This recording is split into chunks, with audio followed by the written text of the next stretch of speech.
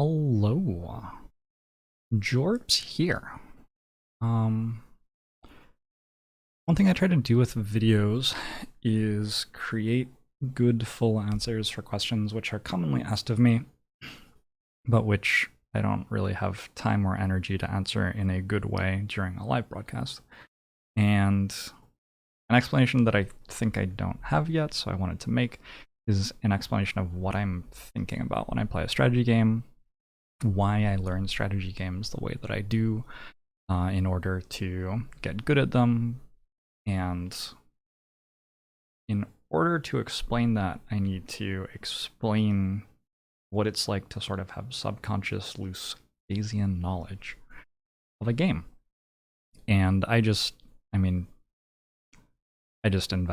this phrase. It's not loose Bayesian knowledge. This isn't like a formal phrase. If I Google it, I get nothing. So this is a very informal approach to Bayesian knowledge. Bayesian statistics are about having prior beliefs about something, like, I don't think I have a cold right now, and then having evidence presented to you, like all of a sudden you sneeze 3 times and have to blow your nose and realize your throat sort of has a bit of soreness in it, and then adjusting your beliefs based on what you've been presented. So you started out being pretty confident you didn't have a cold because you hadn't been around anyone who would have given you a cold recently, and I don't know, maybe you don't have a headache or something, but then you notice that you were sneezing and you had a sore throat, and then after that you're like, oh, maybe I do have a cold, or maybe also I have hay fever. That could be a different explanation. So you're not having like binomial beliefs about truth. You're not like, yes, it's clear that I have a cold, no, I absolutely don't have a cold. You're like, I don't know, maybe it's like 30% likely that I have a cold. Maybe I have some allergies, maybe there's just dust in the room, I don't know. And this is a way that you can approach knowledge of all sorts in your life. And it's a way that I think about knowledge in strategy games. So I'm gonna motivate the discussion re strategy games with a very simple example from Slay the Spire, although any example from Slay the Spire ends up being deeply complex anyway. Let's say that I'm choosing between Deadly Poison and Sneaky Strike on floor 1 in Act 1 of a Spire run, and there's a floor 6 elite coming up. So I can be pretty confident that I need to put a damage card in my deck here.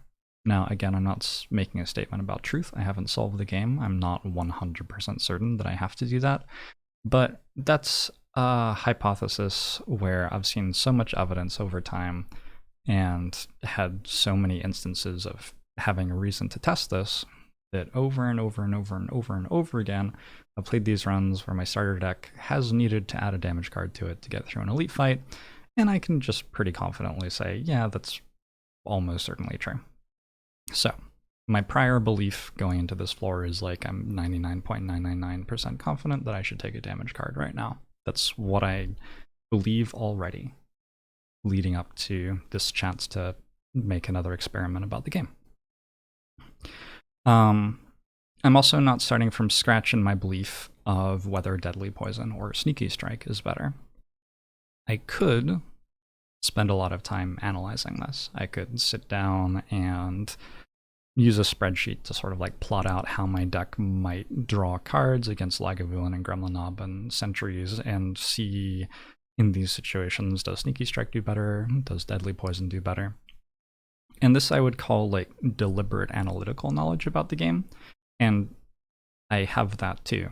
Like, I've spent hundreds of hours of my life making spreadsheets and presentations and things like that about Slay the Spire. I've coded bots to simulate card rewards to get an idea of what card rewards look like. Things like that. But I don't always do that. This is a different sort of knowledge that I'm talking about right now. And I think that a lot of people are lacking not the ability to approach this sort of knowledge, but the like confidence to accept and lean into it. So that's what I'm hoping to present to you in this. I think a lot of people like might do extremely deep analysis, maybe, but more likely they would Google for someone else's deep analysis. And they wouldn't necessarily look for extremely deep analysis. They might just Google for a tier list. Like look for a tier list, is Deadly Poison or Sneaky Strike better? And see what you find when you Google that. That might be how they made the decision. Or they might look for evidence from authority. I think a lot of the reason that people watch my channel when I play Slay the Spire, if they are trying to get good at Spire themselves, is that they have this problem in the game and they think that a useful way to pursue knowledge on what the solution to that problem is to go look at how someone who has already played the game for thousands of hours is solving it, which makes sense. That's a useful way to pursue knowledge.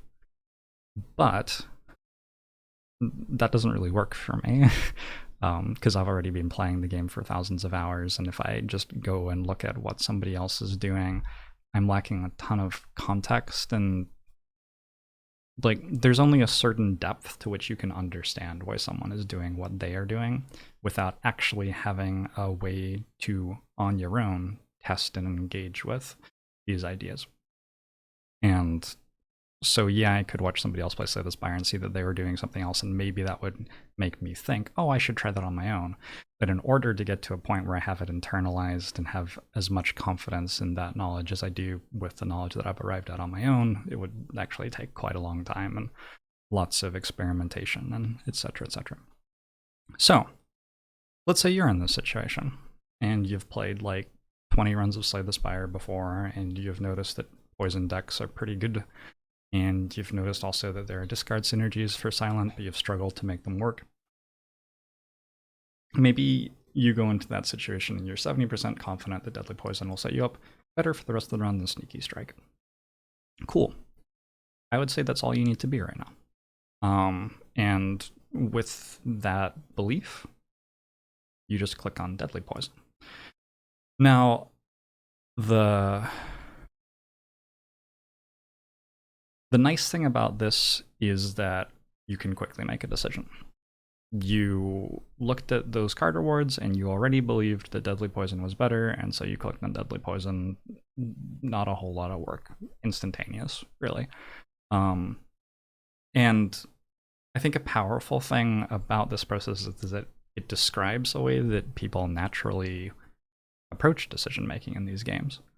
But a very tricky thing is understanding how to tweak it and align it with new evidence that you see. It can be very easy to read one of those strategy guides and read that poison is really great for Silent and then believe that that is truth. And then when you're playing a game and you're offered Deadly Poison and Sneaky Strike, you click on Deadly Poison because you read that strategy guide, and so you're believing that that is truth and you don't re-examine it. You have to re-examine and reevaluate what's going on if you want to get better at Slay the Spire. Especially if you ever want to create your own expertise at Slay the Spire, which doesn't come from somebody else. And that's one of the coolest things to do in the game. If you get to a point where you genuinely feel like, I really understand this card better than anyone else in the world, and I know how to do something with it that I've never seen anyone else do, that's a very powerful and really cool feeling. And that's one of the drives, I think, in playing strategy games, is feeling like you've understood something on your own in a way that only your process could let you do. It doesn't even have to be something that nobody else has ever found out, right? Like, maybe tons of other people have worked out that Deadly Poison is able to interact with Catalyst here. But if you make that connection on your own, it feels really cool. It's like playing a puzzle game and the feeling of working out the solutions to the puzzles on your own versus Googling the solutions to the puzzles, and yeah, you finished the game, but it didn't feel very cool. So, over time, what's going to go on with this decision between Deadly Poison and Sneaky Strike is, yeah, you're probably going to take Deadly Poison when you're offered both of them, because you currently believe that it's better. And sure, go for it. But sometimes you will be offered runs where you're offered Sneaky Strike, and there isn't a Deadly Poison, and you'll have a reason to take Sneaky Strike. And you can compare these runs to each other. You can just sort of, you don't have to do it consciously even necessarily, but subconsciously you can be paying attention to, like, Yeah, in the runs where I started with Deadly Poison, I did okay against Gremlin Lab and Lagavulin, but Deadly Poison struggled a little bit in the Sentry side. It wasn't so great against their artifact charges. I also noticed that it wasn't that great a card against Slime Boss. And sometimes in those Deadly Poison runs, I had a bit of trouble with the area of effect fights in Act 2 unless I found Corpse Explosion. If I got through all of that stuff, though, I often found a Catalyst and won the Boss Gauntlet. You could have that sort of understanding of where the Deadly Poison runs expand into, in tendency, like maybe not all the time. And then you could also have an understanding of how Sneaky Strike tended to go. And as these understandings of the two cards develop, you can re-examine whether you should be taking Deadly Poison over Sneaky Strike in this sort of situation. And you can start to bring in other bits of information. Like, it's floor 1, I have Sneaky Strike versus Deadly Poison, but I notice it's a Slime Boss act, and I think that Sneaky Strike's a better card against Slime Boss. So given that they're pretty close for killing the Act 1 Elite on floor 6, in my opinion, I'm going to take Sneaky Strike this time instead of Deadly Poison. You can start to motivate your decisions more clearly with more and more thoughts and information and things like that. And over time, you may even adjust your belief entirely. You might get to a point where you're like, actually, I'm 70 or 80% confident that Sneaky Strike's better than Deadly Poison at this point. I've just noticed that as I've gotten better at managing, drawing cards in my deck and manipulating my deck, I'm getting pretty good at discarding cards on the turn that I draw Sneaky Strike, and it doesn't seem to be costing me too much to do so because Acrobatics is a good common. And all of a sudden, yeah, I really feel like Sneaky Strike's doing much better than Deadly Poison for me. So you might get to that point. You have to keep on thinking. You have to keep on examining and thinking and adjusting. So let's say that you have a testable hypothesis for yourself. You believe that Deadly Poison and the 4 floors after it are going to give you enough stuff to beat the Lagavulin fight, and you have 90% confidence that this is true most of the time. Now, you don't think it happens every single time, but you're pretty sure that usually it happens. In fact, this is the sort of hypothesis that you get to a point where you have 99+% confidence, and over time, probably as you know, the first time you ever sit down to play Slay the Spire, you're like, gee, I don't know if Silent can beat an Ascension 20 Elite fight on floor 6. But after you've played a number of runs and tried over and over again, you get to a point where you understand, yeah, actually, this is usually pretty doable. You know, usually you get a decent potion and you get enough damage, especially to start off with Deadly Poison, that this can work. Now, if you've played like 100 runs with Deadly Poison, and this has been true most of the time, that you seem to get enough damage to beat a Lagavulin on floor 6, and then you play a run once, and you get a Deadly Poison on floor 1, and then die to Lagavulin on floor 6, you don't need to run around like the sky is falling. Like, yeah, that can happen sometimes. There is variance, there is some texture in these decisions and how they interact with the Spire based on other things that are going on. Because you've seen stuff happen 100 times before and can be fairly confident in your initial assessment and hypothesis, you might leave with slightly less than 90% confidence that it's true, but you know, you're still up there. So I said here 89.5% confidence that it's true. And this is how adjustment of knowledge works in a Bayesian setting. If you have a lot of confidence in your initial belief, then seeing one thing that challenges it may not be enough to sway you, unless it's a very, very, very powerful challenge to your initial belief. On the other hand, say that you've only ever in your life managed to beat Lagavulin on floor 6 one time as Silent, and then you take Deadly Poison and you fail. You might have reason to think, well, yeah, maybe I did just get lucky that first time, and maybe it's not actually possible for me in my current state to be beating Lagavulin with Deadly Poison on floor 6. So, what's very powerful for me I feel like I've said lots of words right now, lots of words and numbers and concepts. What's very powerful for me, and I have like mild synesthesia with numbers and data, so maybe this is more useful for me than for you. I don't know. I don't know how your brain works. I don't really understand how my brain works. But what's powerful for me is to visualize how this sort of knowledge looks. So perhaps here's my opinion that deadly poison is strong enough on floor 1 to take me through a floor 6 elite fight most of the time, and after I see that fail once, my opinion changes slightly. And there's a very small shrinking of my belief that this is true, represented in green, and a slight increase in my belief that it might be false, represented in red. And this is a very, very simple hypothesis. We can make more complicated hypotheses. We can be sitting on a floor leading up to the champ fight, and we can get offered catalyst or well-laid plans, and we can believe that there are a range of possible results that might happen if we take either. We could, for example, split it into 5 different categories, which are like green will beat champ really easily if we take catalyst. Blue will beat champ, but we might have to use a potion with catalyst. Yellow will just barely survive champ, probably with catalyst. Orange, we will have to get very lucky still to defeat champ, even with catalyst and using all of our potions. And red, catalyst has almost no chance of actually beating champ. That could be an example of a way that I could separate possible results of my action of taking catalyst into categories, make it simpler for me to understand, and to give me more leverage basically on observing what happens next. Because the actual game tree of Slay the Spire is ridiculously large. So we take catalyst, let's say we take catalyst up here. There are going to be like so many possible branches after we take catalyst.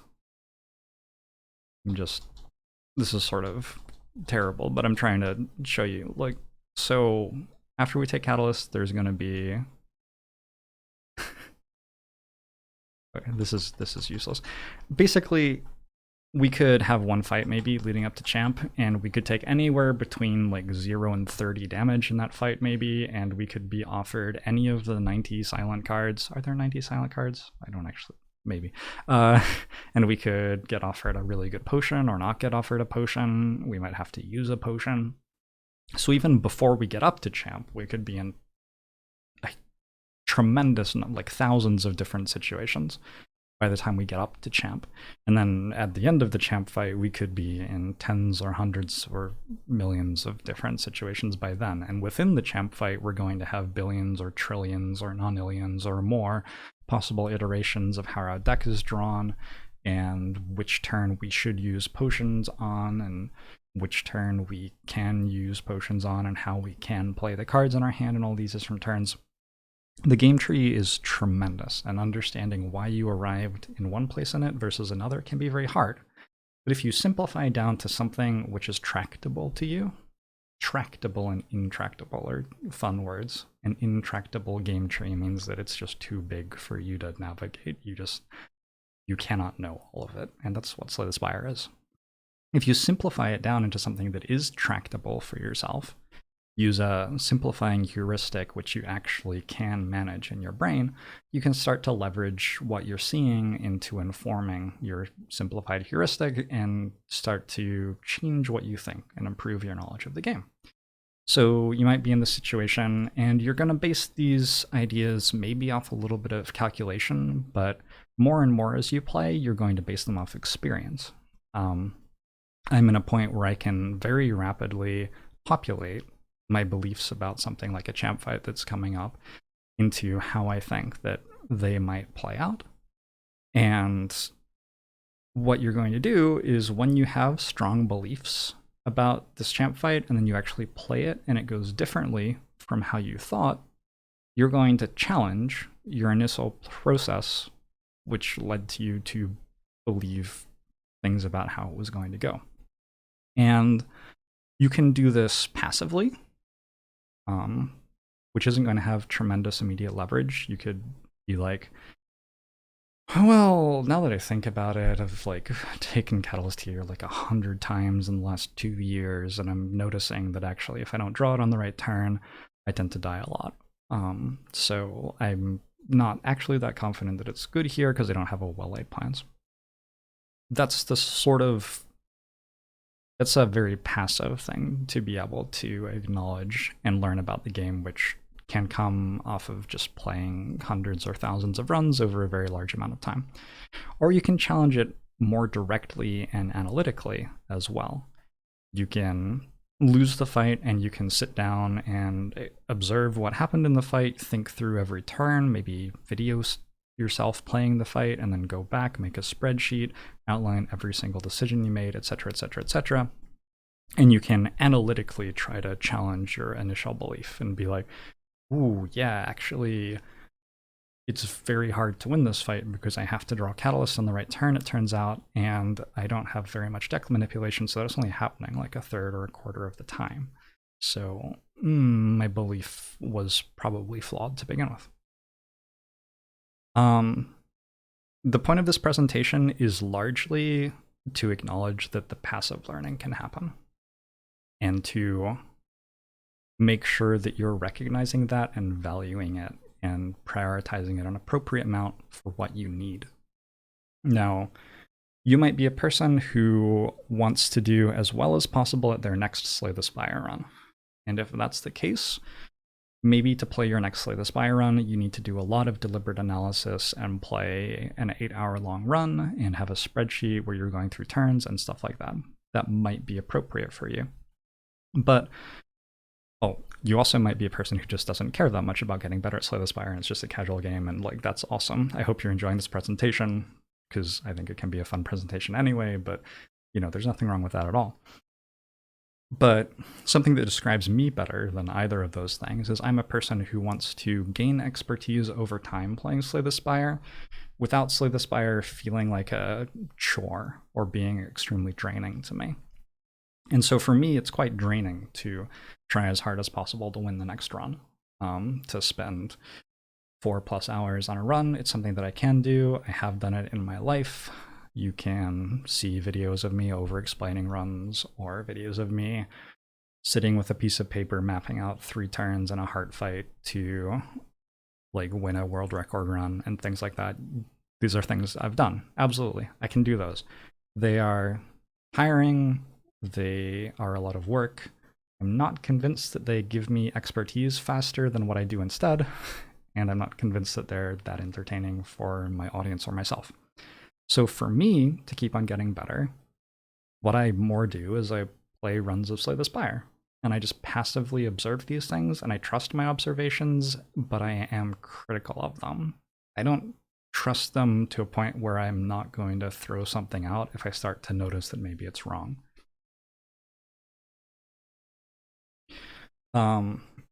Within the system, there are going to be infinite hypotheses that you might care about. So we've talked about Deadly Poison versus Sneaky Strike. We've talked about a very specific deck versus Champ. And note that you'll probably never have that exact deck against Champ again in your life. So any analysis of that deck is largely useful either for the run you're playing or for future runs with decks sort of like it.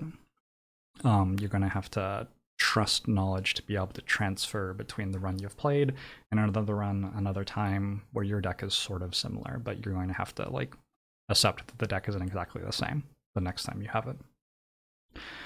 A powerful thing to do in this situation is to understand that some hypotheses can connect to each other. Basically, structure a network of hypotheses which you care about and understand how those hypotheses relate to each other in the grander structure of the game and in the particular run that you're playing. So as an example, let's say that here's my belief about my deck's ability to beat Reptimancer right now. Well, Reptimancer is generally going to be the most threatening area of effect fight in Act 3. And so when I'm thinking about the hallway fights in Act 3, which have area of effect components, I don't need to think about them very hard if I am thinking about Reptimancer. This is a shortcut that I can use. I can use these hallway fights to, well, basically I can use Reptomancer to not have to worry very much about those hallway fights. If I'm already confident that I'm beating those hallway fights, if I'm already confident that I'm beating Reptomancer, I don't have to worry very much about the hallway fights. Now you have to be careful with stuff like this. Perhaps it's the case that you can beat Reptomancer, but it's because you have a couple of exploding potions. And without those 2 exploding potions, you probably wouldn't actually be able to win the fight. If you use those 2 exploding potions for Reptomancer and then walk into an AoE fight in Act 3, you might all of a sudden realize, oh, my deck has a large problem with killing 3 Jawworms. And all of a sudden you might be like taking 40 damage in a hallway fight. So you have to be careful and understand the limitations of these sorts of relationships, but when you can leverage them, they can be very valuable to getting you through a run more accurately in less time. And these relationships can get very complex. So let's say that you're thinking about Act 1. Your hypotheses don't all have to connect directly to one fight. You could think, well, it's useful to me to understand how long it takes my deck to deal 90 damage in Act 1, because 90 damage is, it's about the right number to be thinking about in terms of killing Gremlin Knob and Lagavulin. Those 2 enemies don't actually have 90 health, and one of them has more health than the other, but maybe you've come to the conclusion that that's a useful thing to be thinking about because against Lagavulin you have extra time to set up, and so that sort of cancels out the fact that it has more HP, and against Gremlin Knob's very aggressive, so you have to start going straight away on turn 1 and even might not want to play skills that deal damage, so the fact that Gremlin Knob has a little bit less HP than that sort of cancels out with that, and so you've found it very useful to be thinking about how long it takes your deck to deal 90 damage in Act 1. Okay, cool. It's also about how much damage you need to deal to kill 2 sentries, which is useful as well. You might also decide it's really useful for me to think about how often my deck can block for 13 on a turn, because you've noticed that you get attacked for around about 13 an awful lot of the time in Act 1.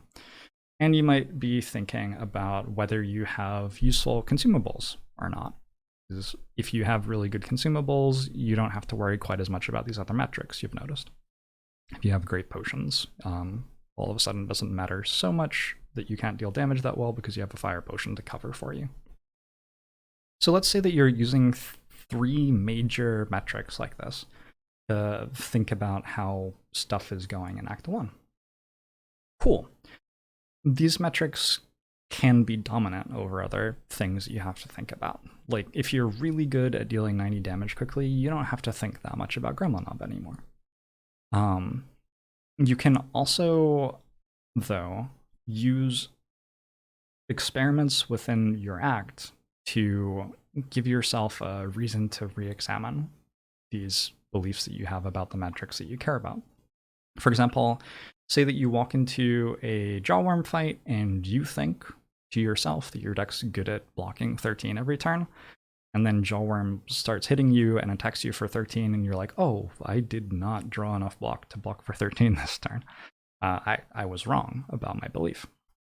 So even though you're not thinking very hard about the Jawworm fight, when you're in the Jawworm fight, you can gather information about what's going on by seeing what happens, which can inform the things that you are more directly thinking about. And so I call these canaries, because somewhat, as you get better at the game, it's less and less and less common to be drastically wrong about what you think is going on. But when you do notice that you're drastically wrong about what's going on, it often isn't actually in the situation that matters. Like, you might be thinking to yourself, my defect deck doesn't have to worry too much about the Act 4 Elite fight because it has a very good turn 1. But then as you're playing through Act 3, you'll go into a hallway fight and your turn 1 will be absolutely terrible. And all of a sudden, even though you're not in the Act 4 Elite fight at all, the fact that you recognized that the thing that was important to be noticing about the Act 4 Elite fight was that you could set up very quickly on turn 1 so that the incredibly dangerous turn 2 wasn't as dangerous. The fact that you realized that was important has let you learn something basically passively without having to do much work at all from an Act 3 hallway fight, which is going to massively increase your chance of winning the run. Because all of a sudden you realize, oh gosh, that solution, that problem I thought I had solved is not solved at all. I need to make sure that I get like a gambler's brew or a bottled Seek or something like that if I want to be very confident that I actually have a good turn one, because clearly I don't. So all of this stuff relates to everything else all the time. And it's also always changeable. If you believe something about some part of your run, and then you see evidence that greatly challenges it, you can change your initial belief about what's going on in the run. If you believe the structure is changeable as well. If you believe that keeping an eye on how easily you can deal 90 damage is very useful in Act 1, but then you notice that keeping an eye on that was not actually preparing you very well for the Lagavulin fight, you can re-examine how you're doing it. Or perhaps you notice that you're dealing damage with skills too much and the Gremlin Mob is attacking you for way too much in turn 3. And so you have to not just be thinking about how to deal 90 damage, but you also have to be thinking about dealing 90 damage with attacks, except that Dagger Spray doesn't work that well because Lagavulin reduces your strength, so it has to be stuff like Sneaky Strike or something like that. As you play more and more and more, you'll passively gain more and more and more understanding about how all of these things connect to each other, and you'll get better at changing what the important thing to focus on is at any given time, and you'll get better at being able to, I don't know if I want to use the word guess, but basically you'll get better at populating your beliefs about that thing based on what's going on in the run. As you see other stuff going on, as you look at your draw pile, as you look at what's in your deck and your relic bar and your potions, you'll get better and better at accurately assessing what might happen next. And a full network of all of these understandings might look something like this. This is tremendously simplified, I would say, but there were 2 points that I wanted to make with this slide. One is that your central hypothesis, your central problem is, can I win the run or not? Which is here. And I mean, I guess it's possible to have some other central assumption, but your central assumption should be your goal. Your primary goal is to win the run of Slay the Spire, I would say. Perhaps that isn't actually true in the run of Slay the Spire you're playing. Perhaps currently your goal in your run of Slay the Spire is to learn more about how to use Letter Opener the best possible in Act 3. That's an okay goal to have in a run of Slay the Spire. You don't always have to be trying to win the run. And if that's the case, well, you could adjust your network appropriately. Instead of being like, well, I need to avoid an elite fight right now because it's likely to kill me, you could be like, well, I really want to take this elite path because I want to see how Letter Opener does against Reptimancer in this situation. So, you know, you're able to do whatever you want with these sorts of networks of hypotheses and ideas. But the point is that you have them going on and you're interacting with them. And it's funny to me, like, I am presenting something like this to you largely because I have studied neural networks, which are used in AI to teach computers how to make decisions in something like a strategy game, for example. But neural networks are an attempt to make a computer work like how a brain works. So it's like it's gone full circle. Like, I'm now using the fact that I've studied how computers model a brain to try to explain to you how my brain works, and try to explain to you also how to think about how your brain might work and leverage your brain to be thinking about playing these games. If this feels very natural to you, like, oh yeah, I sort of do that already, well, what I'm describing to you is basically how people try to make computers work like human brains, so that seems appropriate. But I think it's very powerful to observe that this is happening and be aware that you can think about how your brain is working like this. Because it I just noticed this one doesn't have a red on top of it. Anyway, but because when you turn the camera back in on itself and look at how your brain is operating, you have the ability to critically examine and refine what's going on. So what I'm currently actually doing in this presentation is not an example of me having loose Bayesian knowledge about a game. What I'm currently doing is an example of me doing deliberate analytical study of knowledge about a game. Specifically, I'm doing deliberate analytical study of this loose Bayesian knowledge that I have in my head floating around about how to play a game. And that sort of analysis can be very powerful as well, and for me the two go hand in hand. But I feel like a lot of incredibly intelligent and talented people who watch me play strategy games are like ready to analyze something but don't know what to analyze yet. And so I'm trying to present to you this model so that you can be thinking about what's going on up there in your head and have reasons to and tools to think about that and analyze it and refine it and challenge it. I also wanted to make a note with this slide that you don't have to be using these like weird bars to segment your understanding of what's going on. Like you can be thinking about data, like you can think about pie charts and line graphs and bar graphs. I really like the radar plots. I don't know if you've ever seen radar plots, but it's like if you had a football player, you might have 5 attributes like speed, strength, game sense. I don't know what the other 2 are, and you'd just plot those 5 attributes around a circle, and then you would draw a line based on how powerful the player was in these 5 categories. If they were very strong, you might draw the line almost all the way to the word strength. If they were very weak, the line would barely go toward strength at all. And then you'd have 5 lines, lines for all the other attributes as well. I often use radar plots like that to think about my deck's main attributes in terms of like, can it beat the different elite fights and hard hallway fights of an act, for example. So there might be like 5 or 6 main ones that I think are important to be thinking about. And in my brain, I'm thinking about that in terms of a radar plot. If I think that like I have a full green light against Gremlinob and Lagavulin, I'll have like a green line almost touching the word Gremlinob or Lagavulin up here in my head. But if I think that sentries is a problem because the artifact charges are a problem and because my damage is largely single target, the sentries might be like a yellow line halfway to the word sentries. This is how this visualizes in my brain.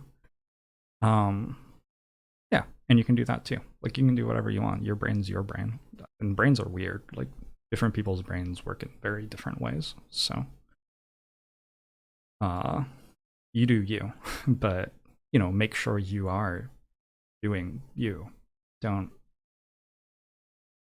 just have your engagement with the game be like, well, I read a strategy guide from someone else and they said this thing and now I believe that that's true. And if I forget what they said, I'll go look it up again. And if I ever find what they said to be challenged because it's not working for me anymore, I will believe that I'm doing it wrong and try to do it better. I think that it's possible to engage in strategy games in that way, and that's just a shame. That no, like you're worth way more than that. So there are lots of peculiarities that come from describing the way that you're thinking like this and from examining it. And I have 7 slides here to talk about. And to me, this is the interesting part of the presentation. This is the part where I'm doing a lot of analysis about what I myself am doing and thinking about what it means. Peculiarity number 1. Peculiarity number 1 for me is that priors are temporary and can be rapidly scrapped and rebuilt. So it's easy, I think, over time to get very attached to a belief that you have about the game, like that Noxious Fumes is a very strong card and that blocking a lot with Silent while using Noxious Fumes to deal damage is a strong strategy. In this slide, I have noxious fumes, but I have a different angle on noxious fumes. Say that you're trying to work out how to beat Slime Boss as Silent, and then after you've worked it out, you realize that noxious fumes is actually really good in the fight, and you didn't realize that when you were working it out initially. Like, you thought, well, Slime Boss cleanses all poisons, so noxious fumes doesn't seem very good, but then you realized, wait, noxious fumes is reapplying the poison all the time and is a constant source of area of effect damage in a lengthy area of effect fight. So actually it's really good. All of a sudden, when that happens, when you have that realization, this new knowledge enters your framework, you're going to have to change everything, basically.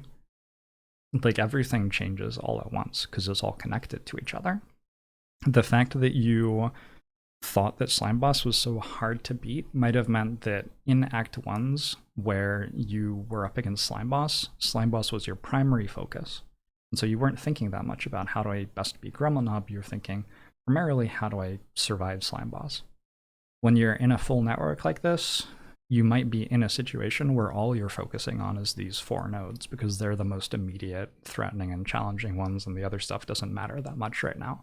And so you might be making decisions where it's like, well, this isn't the right decision for everything else, but 95% of my attention right now has to be focused on this particular thing, and it's the right decision for this thing, so I have to make it.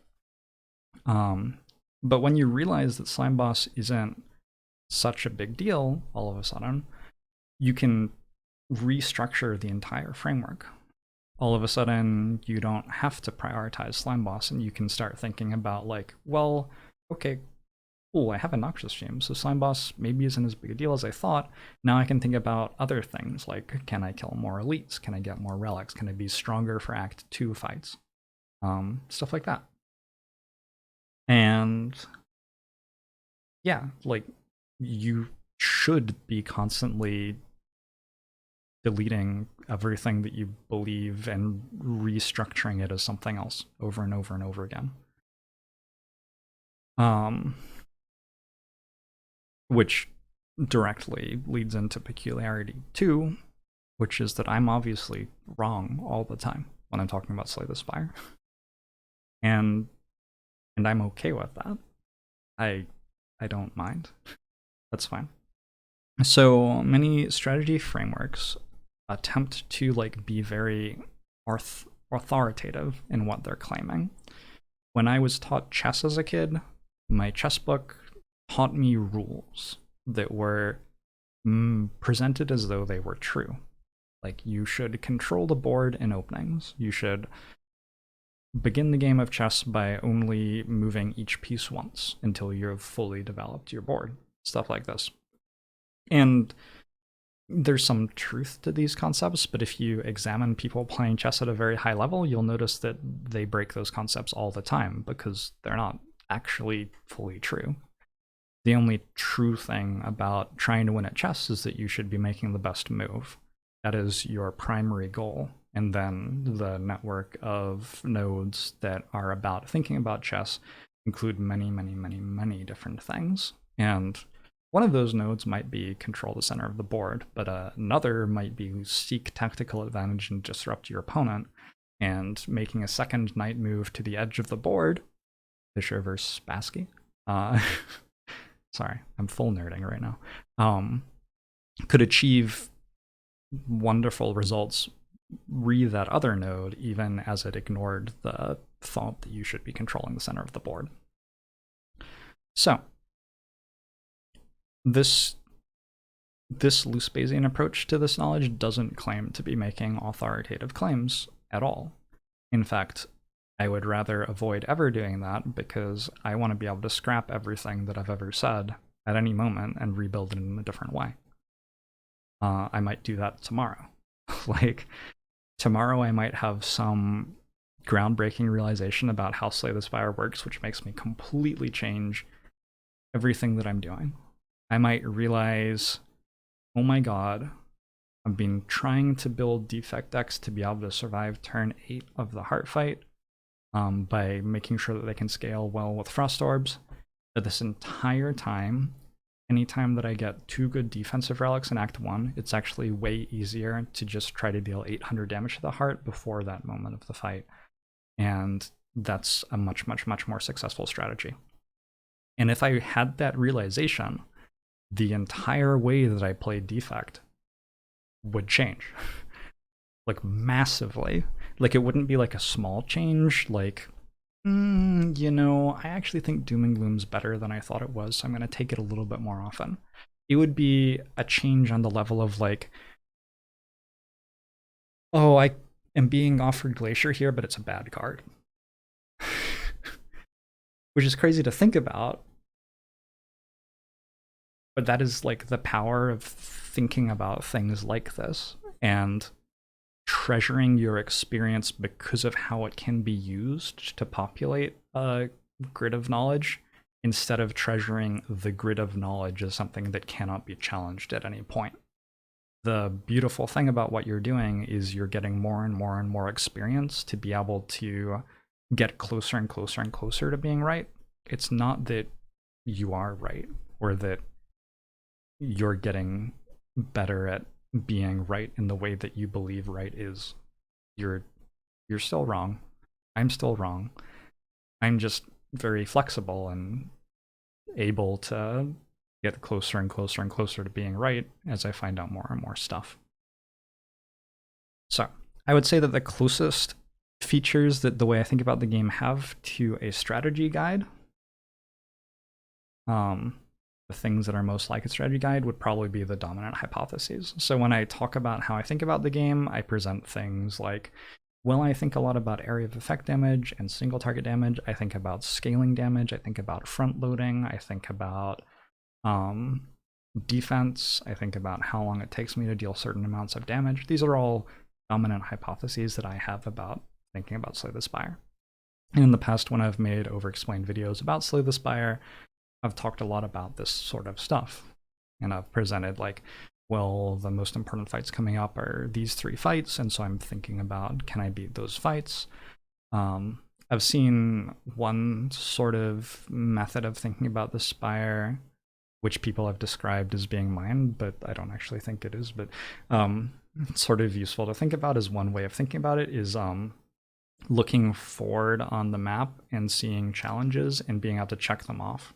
So like, if you look forward 5 floors and there's nothing that can kill you, you're just green lighting everything, but then the boss fight is dangerous, so you're thinking about the boss fight, and then you're thinking about the next act, like Reptimancer is a big problem, so I have to be taking stuff for Reptimancer.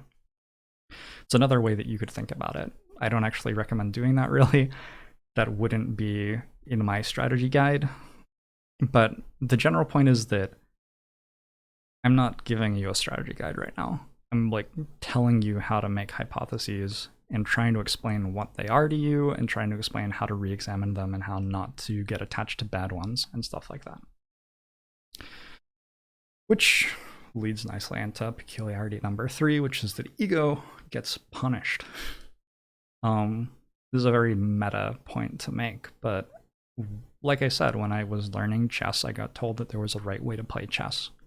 And there were figures in chess throughout my life who sort of looked down on play that wasn't like classically proper or something. Like, even now, when you listen to grandmasters commentate on other grandmaster games of chess, it's not too uncommon to hear people talking about like someone violating the principles of an opening or something like that, where the claim being made is not that move makes you less likely to win, or it is, but that's secondary to the primary claim, which is there is some appropriate way to play chess, and that move isn't it. In fact, when you watch people analyze computer games of chess, where the computers are far, far, far, far, far better than humans are, like, even then, I will often hear people say like, well, yes, but the computer plays in a way that is not human and we shouldn't play like that, or something like that. And that just repeatedly over and over and over and over again strikes me as clearly wrong. Like, what? No, the computer is better at the game. The way it's playing is winning more often. We should strive to learn to be more like the computer. And, you know, there's some subsection of the argument where it's like, well, the computer is able to make that move because it's able to recognize the exact consequences of it 10 to 15 moves into the future, and a human couldn't do that. And that's fair. But there are other things that computers are doing which humans can do, and at high levels of chess, you're starting to see humans play moves like h4 more and more and stuff like that because of that. And sometimes such a move gets mocked. Like, yeah, in the Stockfish era, everyone's playing h4, or in the AlphaGo or the Leela era or whatever. Gotham Chess likes to say, if you leave two grandmasters unattended, what are they going to play? h4 and h5. And so, like, there's this constant narrative that, like, there's something wrong with playing those moves or something. There's an appropriate way to play, and then there's this other way to play, which turns out is better. But we have to, like, pay heed to the fact that there's a different appropriate way to play and keep on bringing it up and mentioning it. And so what's happening is that there's ego getting attached to some strategy in some game. And I have spent a lot of time in my life getting good at strategy games to be able to sit here and tell you that that's like fucking bullshit. Don't do that. Oh my God, please no. Like, no. If that is my crowning achievement as a strategy gamer, I'm pretty happy about it. If your ego gets attached to something in your framework of how you're thinking about strategy games, you have attached your ego to the past. Because your framework of how to think about strategy games exists and serves the purpose of being modified and improved. It is wrong. You have to acknowledge that it is wrong. And you should treat it with contempt and disdain. Like, you shouldn't, like, worship it or validate it or believe that it's right at any point. Instead, you should accept that it's the best that you can do. You're this insignificant little worm in the face of a gargantuan, intractable, unapproachable strategy game. And this is your current attempt. And it's wrong. And tomorrow you'll have a better one. And that's how you're going to keep on getting better at the games. And I mean, I like it more. It sounded very negative, all of the stuff that I just said. And I think that it is an idea that probably seems threatening to a lot of people who play strategy games and who have been trained to play strategy games certain ways over the course of their lives. But it's just better. It's just better for playing strategy games, and it's just more fun. And it doesn't make me feel bad. It, like, makes me feel good. So I don't know. Anyway, that's my opinion on that. A byproduct of this is that, like, when people ask me for a definite answer about how they should play Slay the Spire, my general response is like, I don't fucking know. Which is maybe not what people are looking for, but maybe if people are looking to get better at Slay the Spire, they should be doing the stuff in this video instead of coming to my channel and asking me what to do, right? So, I don't know. Maybe I'm not the one who has to change there. Peculiarity number 4 is that improvement comes from leverage and experimentation and not from practicing winning. Now, if you are winning a lot, you'll probably continue to improve. Maybe. But there's a difference between winning and practicing winning, I would say. Practicing winning might be, in this full network, making your primary goal your chance to win this run. Whereas practicing experimentation and leverage on a system might instead make the primary goal of a run, I'm going to take Sneaky Strike right now and I'm going to see how good I can make it over the course of the run. That is going to gather you more knowledge and expertise about the game, and then later on, if you do have a run where you really want to do your best to win the run, you're going to have that extra knowledge and expertise with which to approach the run. So,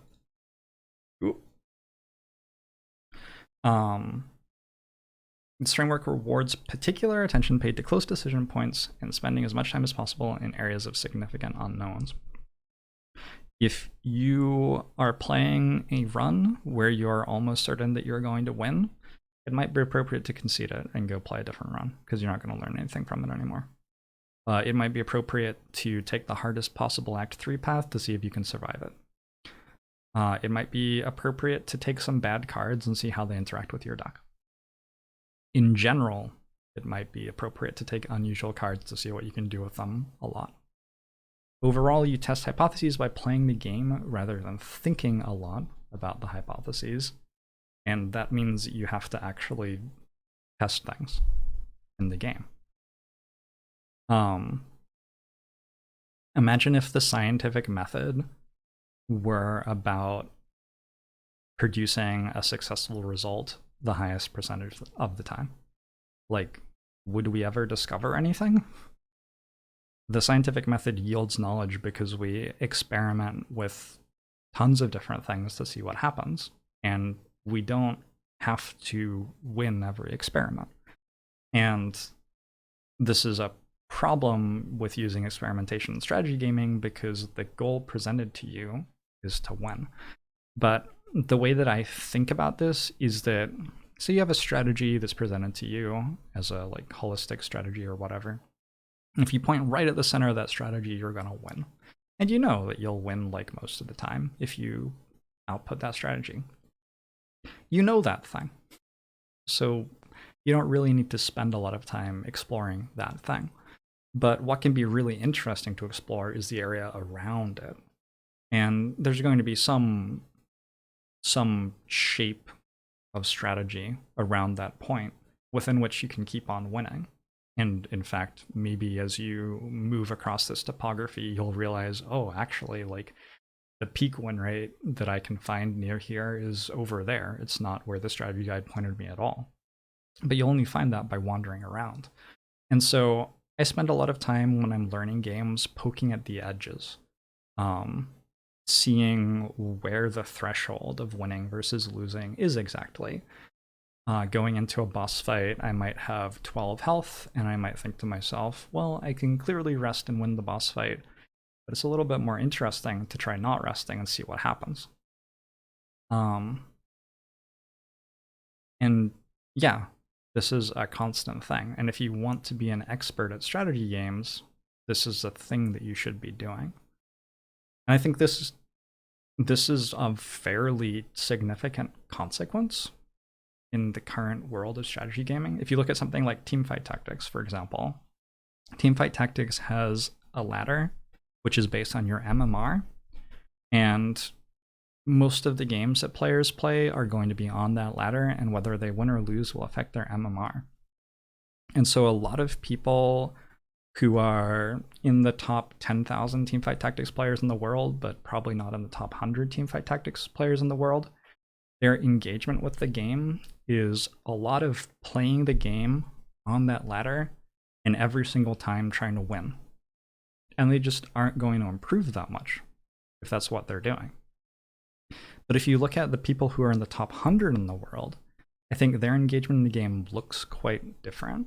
Their engagement in the game comes from deliberate analysis, like the sort of analysis that I'm doing right now, writing a strategy guide about a comp, doing math about the most optimal way to economically save up for and build a comp, doing analysis of different items that you can put on different units and how those work, practicing understanding what other comps are weak to understand, like, against this crit heavy comp, I should build crit protection. I mean, that's an obvious connection that you can make, but I genuinely think there are people who are in the top 10,000 Teamfight Tactics players in the world who aren't spending the energy to make that connection or recognizing that it's important because they're stuck in this, like, play another game, try to win it mindset. So the top 100 players are doing that deliberate analysis, and I think you also see a good number of the best players in the world of Teamfight Tactics or League of Legends, Faker stands out to me, for example, you see them experimenting with other things. So they go into a game and they're not picking their main champion and trying to win that ranked game right now. They go into a game and they have a personal quest to be competent on every champion in League of Legends. So they're picking an off-meta mid-champion that they have almost never played before for this ranked game. And it's an interesting chicken and egg sort of situation where, like, well, yeah, but if I did that, I wouldn't make it to Challenger because I would lose my games when I played mid with this random champion. But on the other hand, if Faker never tried that, he never would have become Faker. And you're probably never going to become Faker by playing Nasus top 1,000 times this season. So there's a drive in how strategy games are presented to us that is telling us that the right thing to do is try to win every single time, and the right thing to do is play another game over and over and over again as well, because a lot of the strategy games being presented to us are being presented by companies which are trying to monopolize and profit from our attention.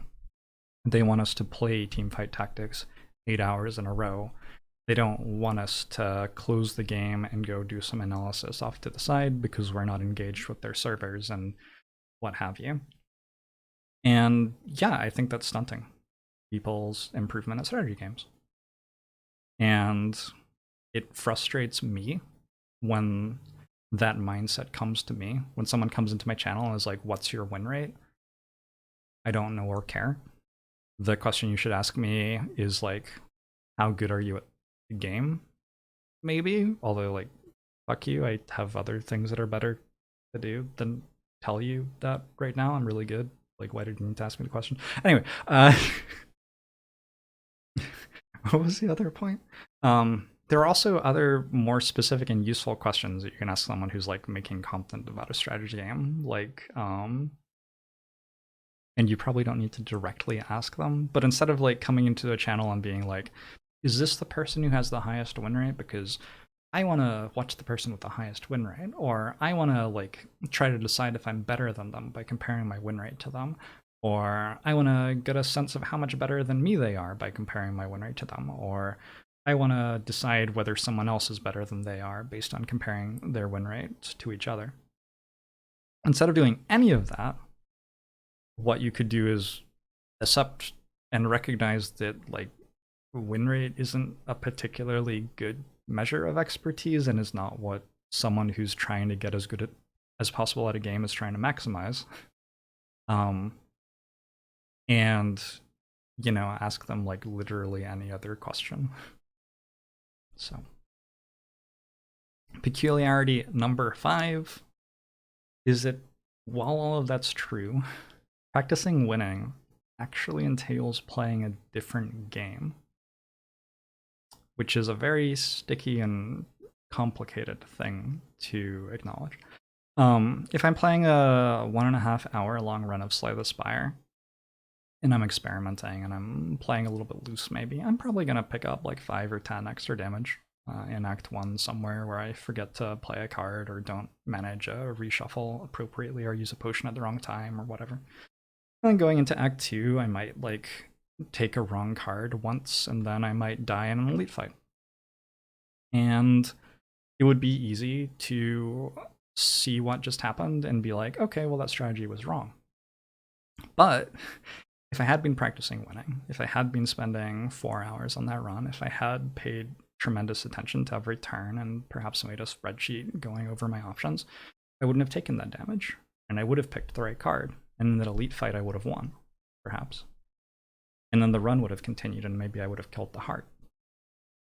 So I think the thing to acknowledge and accept about this truth, basically, is that there's no like proper way to play a run of Slay the Spire. Because the argument I just made is true if I spent 4 hours on the run as well. If I spend 4 hours on the run, there are things I'm going to miss which I wouldn't have missed if I spent 12 hours on the run. And if I spend 12 hours on a run, there are things that I will miss that I wouldn't have missed if I spent a week. And if I spend a week on a run, there are things I will miss that I wouldn't have missed if I spent a year. The nature of the game tree being intractable is that analysis of it never stops yielding profitable results. I did an analysis of the historical chess record in college.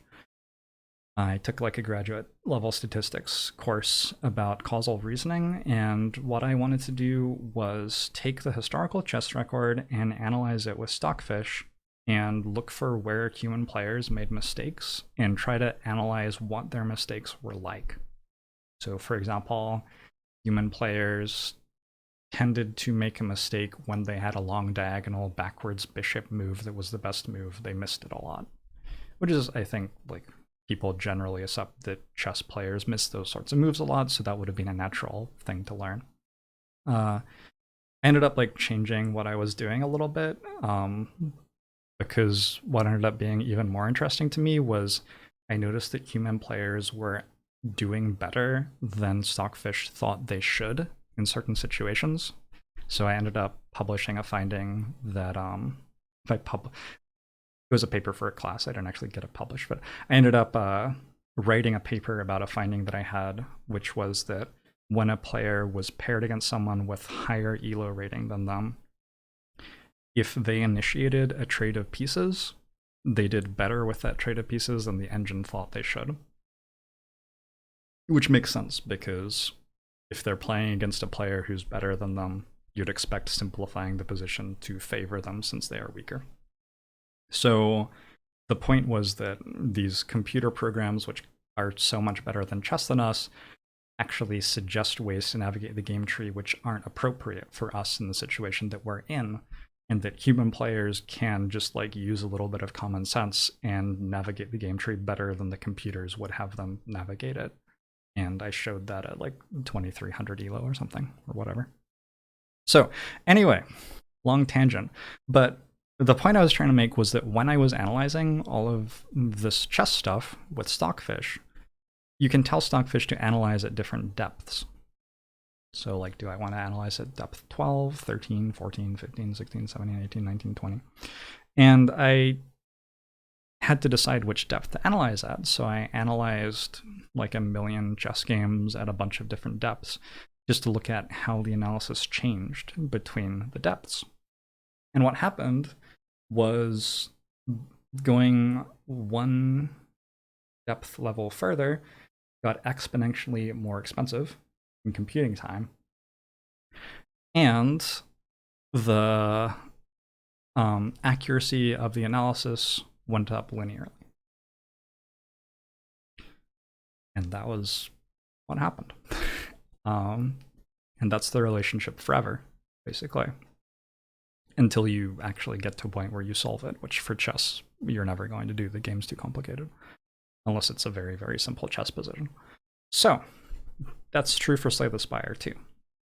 If you increase the amount of time that you're spending analyzing a run exponentially, your ability at Slay the Spire will go up. If you increase the amount of time you're spending analyzing Slay the Spire at all, your ability at Slay the Spire will go up, unless you're actively analyzing badly somehow, but hopefully you're not. And so yeah, that's just a reality. So if I want to win a run of Slay the Spire, and let's say I'm like about to break my personal best ironclad streak or something, and so I really have personal investment in winning this next run, what I can do is I can slow down a lot and play much more slowly and deliberately and analyze everything. I could spend 8 hours on the run if I wanted to. And like, that's fine. But what I tend to do at this point in my relationship with Slay the Spire instead is I just keep playing Slay the Spire the way I like playing Slay the Spire. And there are like maybe 3 reasons for this. One, like, I think playing an 8-hour run of Slay the Spire is like basically a different game from the game that I play, and I just don't care that much about that game. It changes the balance of it's sort of like playing the game on a different difficulty almost, because you'll do better in your fights and you'll save health, and so then you'll have more health available and you can change the cards that you're picking appropriately and stuff like that. So it ends up sort of being a different game. So that's number one. Number two, following, I'm better at the game that I play than I am at that one. I have a lot more experience playing like hour-and-a-half long runs of Slay the Spire than I do playing 4+ hour-long runs of Slay the Spire. And it's probably true that I win more often in 4-hour+ runs of Slay the Spire, but I'm not 100% certain that it is, actually. Like, I have no real personal guarantee that that's true. I know that I'm very, very, very good at this thing that I do all the time, and there's this other thing that I could do that's different, where I might have better results, maybe, but also might not.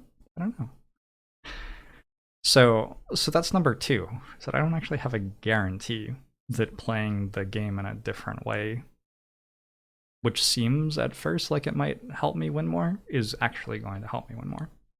And then number three is that even if I'm in a situation where I want to break my personal best streak or whatever, that desire is actually subservient to me, to the desire to just keep on playing Spire in a way that's entertaining to me, enjoyable for my audience, and continues to increase my expertise of the game as quickly as it can, in my opinion.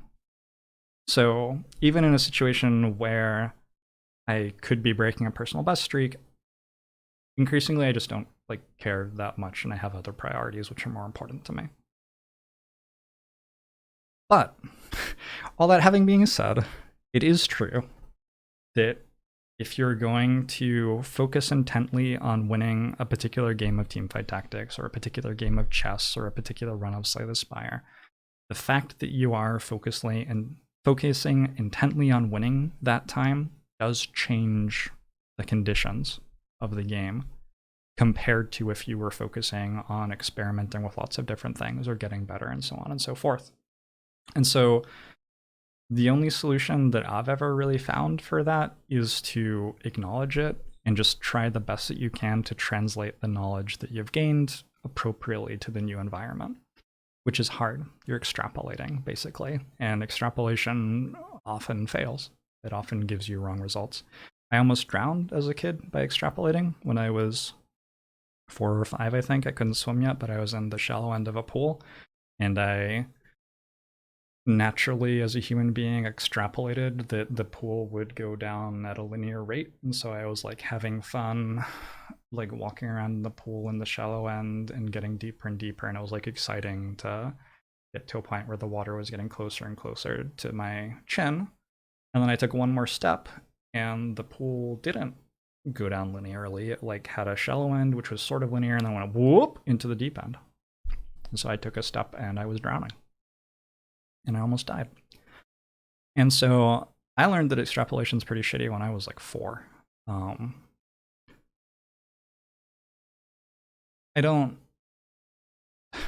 We extrapolate so much in our world, just nonstop, over and over and over and over again. Extrapolation means using data to predict what will happen in a different environment, often in the future, for example, or in a different place in the world or whatever. And it's just, you're often wrong because your data doesn't interact with the fact that the conditions have changed appropriately.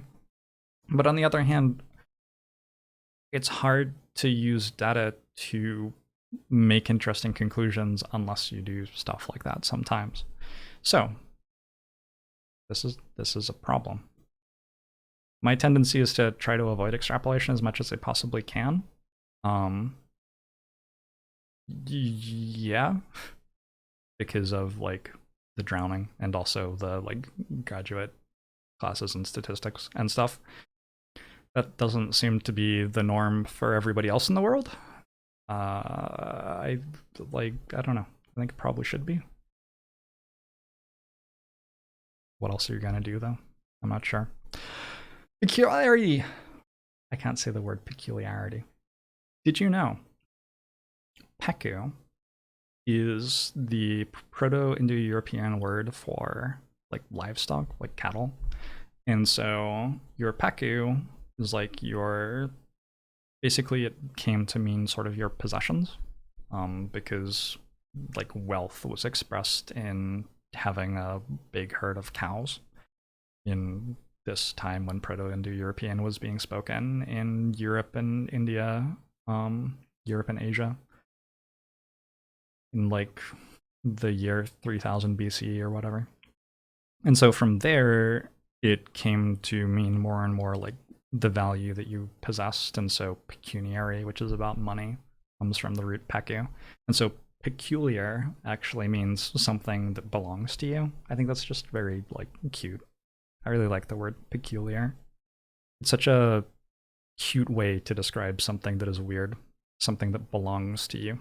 So anyway, the sixth thing that belongs to this sort of analysis is that much of what's going on is subconscious for me, which is tremendously strange.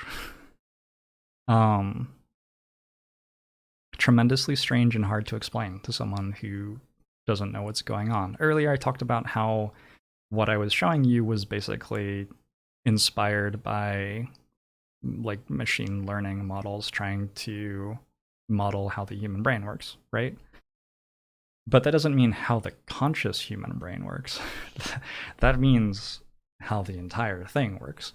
And so a lot of what I'm doing is prying into what's going on subconsciously in my brain. And sometimes when I talk about how I'm like visualizing a radar graph or something like that, yeah, I can deliberately, consciously choose to do that. But also that's the way that something that's already happening subconsciously for me expresses itself to my conscious if I ask it to express itself to my conscious. I can also not think about it, and it still keeps on happening subconsciously.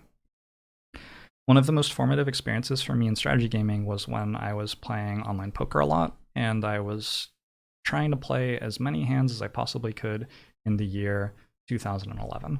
And I was in America, so if you know anything about the history of online poker, you can guess how that went. In April, all of the online sites got shut down for people in the US, so whoops. But anyway, by April, I was burned out and like not keeping pace at all anyway. Very unhealthy thing to do, wouldn't recommend it. In January, though, I played 12 hours of poker a day in 3 4-hour sessions with hour breaks in between, and I did that without a day off for all of January. 4 hours, break, 4 hours, break, 4 hours, couple of hours to unwind, go to sleep, basically. Maybe a couple of hours of exercise in the morning, definitely walks in between each of the sessions. That's very hard to do.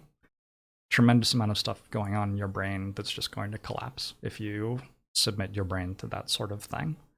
I still do stuff like this, like I still do Spire challenges where in 30 days I'll try to kill the heart as many times as possible. I enjoy it a lot. I like challenging my brain in that way. I think it's really fun to see what happens, and also I find that it's useful for disturbing things, for getting me out of like ruts in how I'm thinking and forcing me to re-examine and change what's going on. That's how it works for me. I wouldn't say that you should do it. I'm not sure how it would work for you. But while I was playing these hands of poker in January,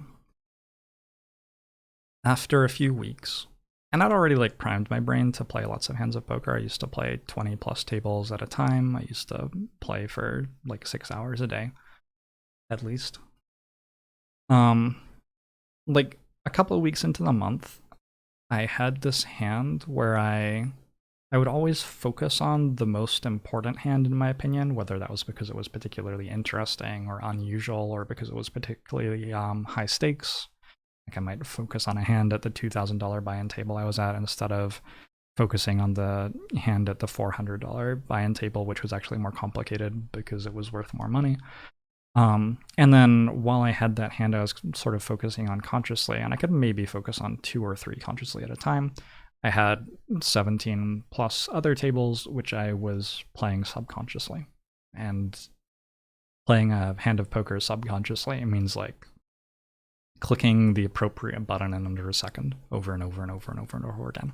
This is something that I was able to do well enough that I was a winning player against almost everybody else in the world. And I was focusing on this hand consciously, and I was thinking to myself, well, given how they've played so far, it seems appropriate for me to call here. And I moved my mouse cursor to click the call button and clicked fold. And that really weirded me out a lot. And after the session, I looked back at the hand and I reanalyzed it and realized that it was a fold. So something in my subconscious actually had overpowered my conscious control of my finger to make the play that it thought was right, instead of accepting what my conscious brain was telling my finger to do. And that was a tremendously weird thing to happen to me, and then it happened 3 more times that month. And yeah, every time I reanalyzed it and was like, okay, I like the decision I actually clicked on more than the decision that I thought I should make in the moment consciously. So, after I stopped feeling like I was being haunted by a ghost or something, like inside my brain, what I came away from that experience with was an acceptance that my subconscious just knows a lot about games. If I play them for thousands of hours, play them for hours and hours and hours every day, my subconscious is going to learn a lot about them. And not all of that knowledge surfaces to my conscience. Some of it stays in the subconscious, and I don't know exactly how to express it consciously. Certainly in the moment, I may not be able to express it consciously. And that is my experience of playing strategy games. So when I'm like really flow state with Slay the Spire, I'll do things like win 13 out of 14 runs in 2 days. When my subconscious isn't quite lined up properly, I'll do things like lose 12 out of 14 runs in 1 day. And lining my subconscious up properly to like be in a flow state with the game is largely about just like practicing playing the game in a certain way. So the last challenge I had, I was doing very, very, very well, and then I was like, well, it's taking me an hour and a half to play every run. I want to get down to an hour. I woke up one morning and started playing 50% faster, and I lost a lot because my subconscious wasn't attaching to the right things. It wasn't attacking the right hypotheses. It was spending time on the wrong analysis. And I had to teach it, you don't have time for that right now. You have to think about this other thing, which is more important. You don't get to think about that thing right now. You have to think about this thing. These are the new conditions that we're playing Slay the Spire in. And it took my brain a day to get that. And then I woke up the next morning and I was winning a ton again. And I don't fucking know. Like, I have no idea. But that's my experience with what it's like to play a strategy game and what's going on here and how all those nodes interact and stuff like that. And I hope that your experience with playing strategy games is like that deep and rewarding and interesting too. And I hope that you don't think of it as being shallow or think of it as just being like reading somebody else's strategy guide and trying to apply it or something. Like, get in there, have some fun, get weird, get peculiar. So, one consequence of this is, like, I think this is a large part of why backseating is so stressful to me and can actually be actively detrimental to my ability to play runs of Slay the Spire when someone in my chat is like, you should do this, or even asks for an explanation. Why didn't you do that? My brain has already decided what I should do. and I don't really have control over it necessarily. And also my brain already knows why it didn't do that, but I don't necessarily know myself. I'm using my brain versus me as my subconscious versus conscious here. And so that can be problematic as a streamer if someone like asks for an explanation. Don't you think that buying waffle in that store would have been good? And my honest answer is I didn't consciously notice that waffle was even there. If I go back and look at the store and spend 15 minutes analyzing, I'm sure that I can explain exactly why I shouldn't have bought waffle there. But I have never considered the thing that you're asking me right now, and it would take a lot of work to like go into that tornado over there and come out with the answer. And yeah, that's my experience of how this feels once it gets up and running. So if you're playing a strategy game and your experience of playing a strategy game is like, I press the play next game, I sit there, I get sort of bored and stressed out because it isn't going my way, I lose, I press the play next button again. That was sort of my experience playing Storybook Brawl. If that's your experience playing a strategy game, I feel like you're playing a shit strategy game. Maybe an okay strategy game for other people, but it's not working for you. Yeah, like strategy games can do a lot more than that for you, and I would recommend getting into that. And if you're not finding that Slay the Spire is like this at all for you, that's not surprising because what I'm describing is very strange. But the things I would say that you can do to get more into this sort of gaming are play a lot, do a lot of deliberate analysis of what's going on. As a poker player, I spent about as much time away from tables analyzing things as I did actually sitting at the tables playing them. And 1, 2, 3. Oh, and be conscious of how your brain can be making these hypotheses that I'm talking about and how you can adjust them, and do have your conscious mind participate in the experience. One of the most powerful things I've ever done in strategy games has been to enunciate what I'm doing during them. My genesis as a streamer was not actually streaming, it was when my poker coach told me, I want you to play an hour of poker and say out loud what you're thinking, why you're thinking it, and why you're making the decision you're making. And then after the hour, watch the video and criticize yourself. Sit down with a piece of paper and say like, I claimed that I thought this was true in this situation, but I just did the math away from the table and it's wrong. Stuff like that. That makes you really good at poker really fast. It also does weird things to your brain. Like, it begins this process of self-reflection and self-analysis, which leads to you getting just bizarrely intertwined with your own head and the game in really cool ways, and can be very powerful for getting better at the game as well. So, peculiarity number 7, which I was basically just talking about, is the final peculiarity, is that all of this interfaces with deliberate analysis. So I've talked a lot about how my subconscious plays the game. I've tried to illustrate it for you, and I've also mentioned this before, that my conscious, it's a give and take. So I'll play 250 hours of Slay the Spire on stream 1 month, and then the next week I'll take a few days off, and then I'll sit down and say, hey, I'm going to play an Ironclad run, and I'm going to spend 8+ hours on it, and I'm going to try to derive every decision from first principles. I'm not going to play that mode where I'm playing for an hour or an hour and a half in a run and trusting my subconscious. I'm going to actually try to consciously prove to you why I should do everything that I do. And I'll like make a simulator using Java to show, instead of saying, hey, I'm somewhat confident that if I take uppercut here, it will give me enough damage to fight elites, I'm going to, 1, make something that can mathematically show to you what the card rewards that are coming up are like and how much damage is going to be in them. Also, what's my potion chance and what percent of the time are those potions going to give me damage.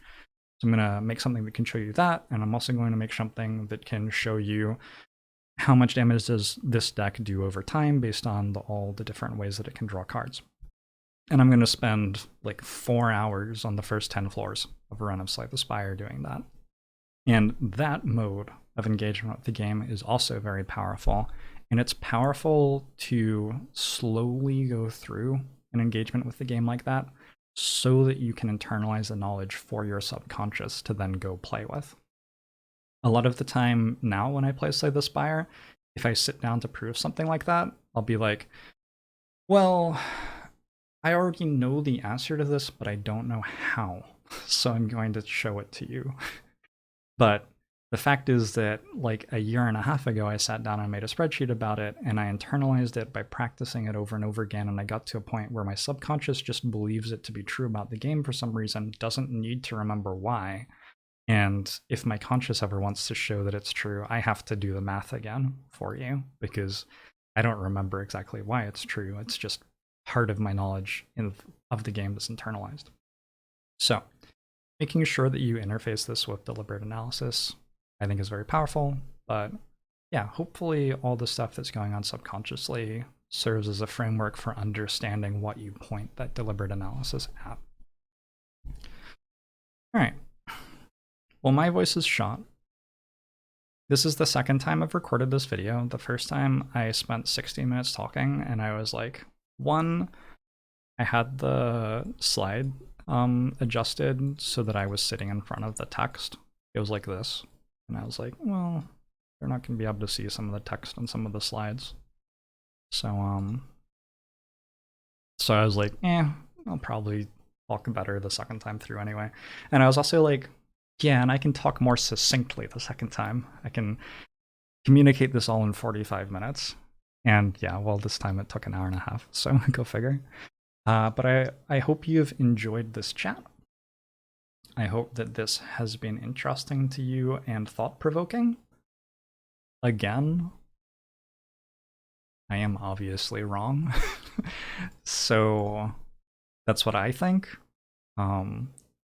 I hope that you don't take anything that I've said in this as something that is clearly true and which you can never examine or challenge, because the entire point is to have useful structures which you can get something out of, but which you also know to be wrong and know can be deconstructed and rebuilt to something else at any moment. And so I hope that this has given you interesting stuff to think about, that it can be useful. And I also hope that you do something very cool with it that is better than anything I've ever done. And then that you share that with me, because then I can benefit from that too. And also, I make this point a lot, but it's not about strategy gaming, right? Like, it's about the kid drowning in the pool, or extrapolating about how the world's climate will look 10 years from now, or believing that a way of life that works in one country will work in another, or something like that. The way that I engage with strategy games and challenge my mind is enjoyable to me, because strategy games are a space which treats everyone else the same, which has a universal rule set. So if I play a run of Slay the Spire and you play a run of Slay the Spire and we click the same buttons and the same seed, the same thing will happen. And the world isn't like that, which makes it a lot harder to communicate in the real world than it is to communicate in strategy games. I would have a tremendous amount of trouble describing how I analyze grocery purchases or something to someone else who had a very different interaction with like money and diet and was a different distance from the grocery store than me, probably, because I can like walk to the grocery store, so I buy groceries like every day, whereas somebody else who has to drive to the grocery store might buy every 2 weeks. Who knows? But in strategy games, like, we can both boot up a run of Slay the Spire and it will treat us the same. And so I can talk about complex things within strategy games, and hopefully they can make sense to you and you can connect to them and you can at least understand the context with it within which I'm doing all of these things. And then when the context changes to your own life, or to my own life, or to somewhere else in the world, or whatever, when it's no longer a strategy game, but it's a class at college, or a relationship, or who knows, I hope that you can benefit from what I've said about strategy games. But I think that overall, a lot of the way that games get used for that is sort of myopic and shallow and disappointing. People learn how to win at games, and then they're like, oh, I can take this knowledge and I can learn how to win at relationships. And then you have people starting pickup artist subreddits or whatever, and game theorizing how to red pill people or whatever. And that sort of comes from this mindset of like, how do I win? Which is something that can resonate with a strategy game. But strategy games can be so much more than that. And that's what I'm trying to demonstrate with this sort of presentation and with my content in general. And, you know, you can go into a relationship and you can think to yourself, I want to learn as much as possible about myself and this other person. And that can be your framework, which you're pursuing. Or you can think to yourself, I want to see if I can have a good time with this person for the night, and if they'll have a good time too. And that can be your framework. And you can think to yourself, I want to have a relationship with this person and I want to be honest all the time and respect them all the time. And that can be your framework. And that might be interesting. And the frameworks that we choose, the goals that we choose, and the ways that we choose to structure the supporting hypotheses for how we pursue them are going to change what we get in the end. What is the result of all of this? And so I hope that, you know, you challenge that for yourself and try things out and find things that work well. And that's me. Thanks for watching.